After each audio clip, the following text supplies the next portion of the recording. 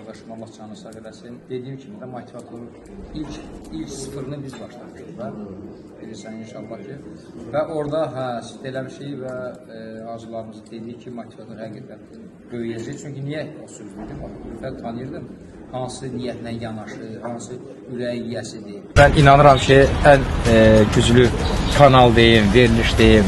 Yəni biz inanırıq ki, bu ən güclülərdən olacaq. İnşallah. Necə bizim tələbələrimiz çempion olur, güclü olur və motivator az Instagram səhifəsində və dünyada məşhur olacaq. Yəni ki, məqsədlərimiz seviləcək. Çünki siz elə bir sağlam iş görürsünüz ki, qardaş, biri var ki, olanı çəkir, bilirsiniz, sıfırdan gələn insanları hər bir sahədə olursunuz, xalq olaraq çatdırırsınız. Ona görə siz hər an öndə olarsınız, hər an da çempion olarsınız. İnşallah. Çox uğurlar sizə. Bu günlərində motivatorda çəkiliş eləmək üçün ölkədə adamlar var ki, özləri xahiş edirlər ki, bir dənə denəndə mənə çəksin, bir dənə denəndə mənə çəksin. İstər iş adamı olsun, istər bəzi ilmanslar olsun, artıq özləri xahiş edirlər ki, misal bir dənə mənə çəksin. Böyüyəsiniz hər zaman qardaş, dünya səviyyəli olasınız. Elə bu cür necə gedişatla gedəsiniz, ancaq dəstəklə məşğul olasınız. Dövlətə nə xeyir verirsə, onun dəstəklə məşğul olasınız.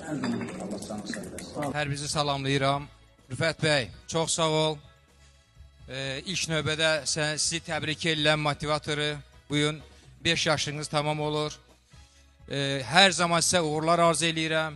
İnşallah sevinək sizin uğurlarınıza hər il. İlk yadınıza gəlir. Mən sizə dedim ki, sizin motivatoru çox böyüyəcək, şaxələnəcək və dünyada tanınacaq və ona doğru gedirik. Çempionlarımızla təbrik edirik. Ümumiyyətcə, bayrağımızı qaldıran, səsləndirən hər kəs bizim sevimimizdir. Bu anı yaşamaq tam başqa bir şeydir.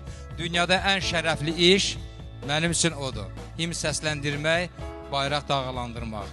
Çox sağ ol, təşəkkür edirəm.